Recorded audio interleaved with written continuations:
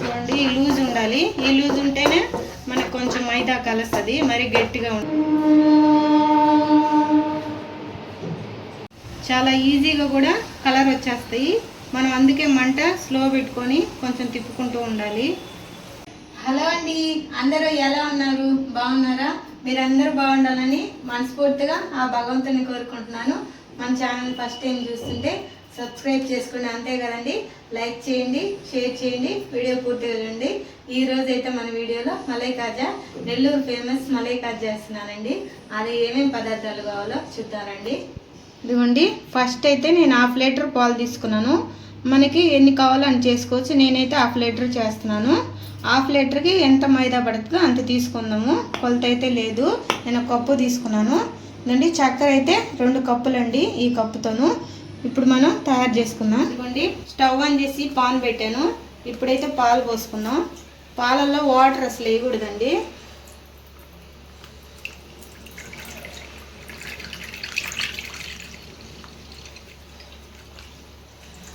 పాలనైతే అడుగంటకుండా బాగా చిక్కగా వచ్చేలా కాసుకోవాలి. అడుగంటకూడదండి, కలుపుతూనే ఉండాలి. వాటర్ వేసుకోకుండా చిక్కటి పాలే తీసుకోవాలి.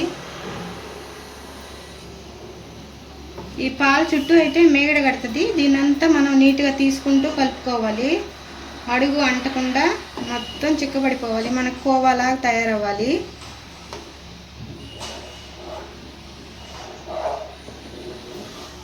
ఇదిగోండి, పాలు అయితే చిక్కబడతా ఉన్నాయి. మనం కొంతసేపు చేస్తే లూజ్ కోవాలా చేసుకోవాలి, మరి గట్టిది కాదు. ఇంకొంచెం రావాలండి. చూడండి, పాలు అయితే ప్రస్తుతానికి చిక్కబడ్డాయి. కలుపుతూనే ఉండాలి, మాడిపోకుండా.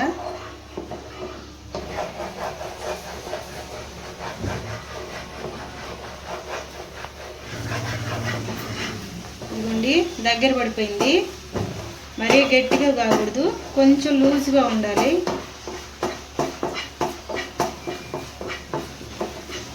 ఇప్పుడైతే స్టవ్ ఆపేసుకుందాం. ఇంకా చూడండి, ఇలా తయారైంది. దీంట్లో ఇప్పుడు 1 స్పూన్ నెయ్యి వేసుకొని అప్పుడు స్టవ్ ఆపేద్దాం. కొంచెం వేసుకుందామండి నెయ్యి, టేస్ట్ కోసం. చూడండి, ఈ లూజ్ ఉండాలి. ఈ లూజ్ ఉంటేనే మనకు కొంచెం మైదా కలుస్తుంది, మరి గట్టిగా ఉండకూడదు. ఈ లూజ్ ఉండాలి. ఇప్పుడు దీన్ని బాగా చల్లారి పెట్టేసుకుందాం. ఇదైతే చల్లారిందండి. చూడండి, కొంచెం లూజ్గానే ఉంది, మరి ముద్దగా లేకుండా కనపడుతుంది కదా, క్రీమీగా ఉంది.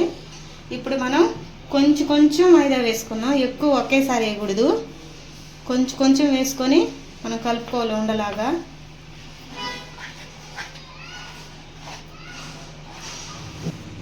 ఇలా కలుపుకోవాలి బాగా కలిసేలాగా.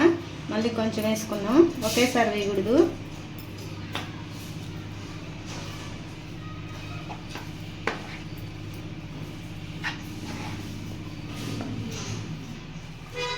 ఇదిగోండి, ఇంకా కొంచెం ముద్దగా ఉంది, ఇంకొంచెం వేస్తున్నాను. మనకి ఇది గట్టిగా అయ్యేదాకా వేసుకోవాలి, చూసి అందుకని.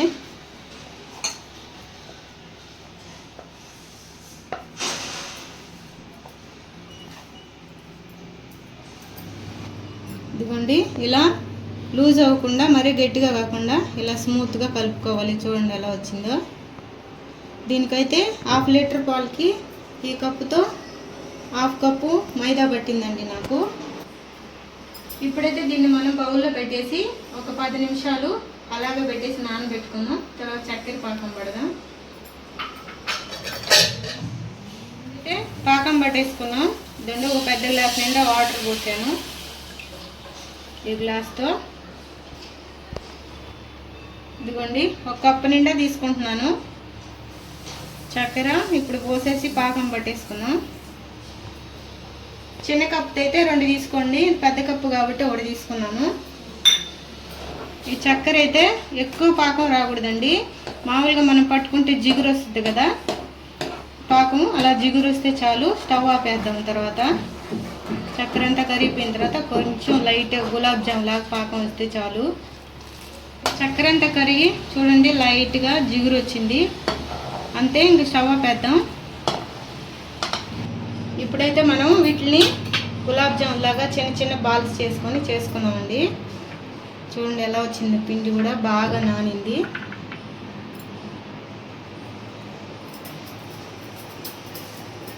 ఇలా రౌండ్గా చేసుకొని మనం ఇలా ఒత్తేసుకోవాలి. మరీ పలుచగా కాదు, మరీ లావుగా కాదు, అంతేనా. ఇది చేసేసాను. అన్నీ ఇలాగే తయారు చేసేసుకోవాలి. మనకి ఎంత సైజు కావాలో అంత. సైడ్లు కూడా ఇలా అనేసుకోవాలి.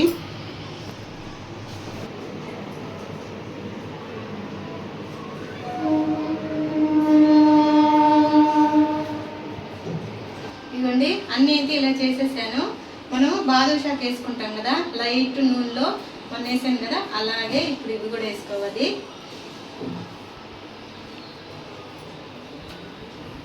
మంట కూడా చాలా స్లోగా ఉండాలి, అవే పైకి వేయాలి. గోరువెచ్చగా ఉండాలి ఆయిల్, లోపల పిండిగా ఉండిపోద్ది లేకపోతే.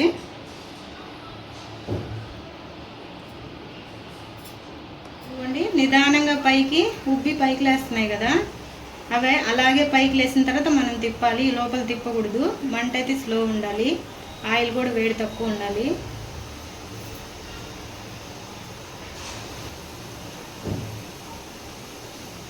చూడండి, ఇప్పుడైతే తిప్పుకున్నాం. ఇది కొంచెం బాగా గోల్డ్ కలర్ మీద కొంచెం లైట్గా కాలాలి, ఎక్కువగా మలై కాజా కాబట్టి. చూడండి ఎలా ఉప్పాయో, చాలా ఈజీగా కూడా కలర్ వచ్చేస్తాయి. మనం అందుకే మంట స్లో పెట్టుకొని కొంచెం తిప్పుకుంటూ ఉండాలి. చూడండి ఎలా కాలేయో, ఇంకొంచెం కాల్చుకోవాలి, మలై కాజా కాబట్టి. చూడండి ఎలా ఉబ్బుతున్నాయో. మన పిండి ఎంత మెత్తగా కలుపుకుంటే అంత బాగా ఉబ్బుతాయి. ఇవ్వండి, మనకి కలర్ కూడా మారిపోయినాయి బాగా. ఇప్పుడైతే తీసేసుకున్నాం.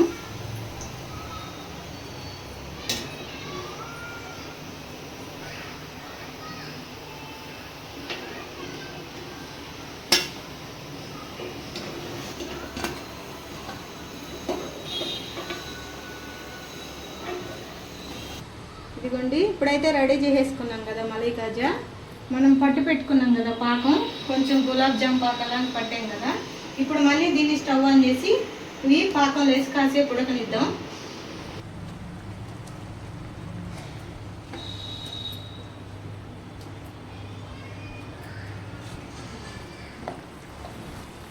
అటువైపు ఇటువైపు తిప్పుకొని కాసేపు ఈ పాకంలోనే ఉడకబెట్టుకోవాలి.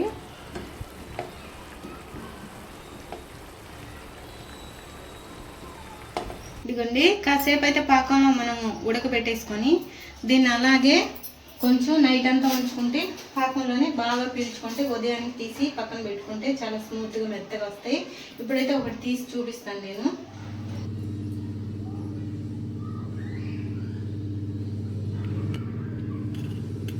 ఇవి బాగా నానాలండి ఆ పాకంలో.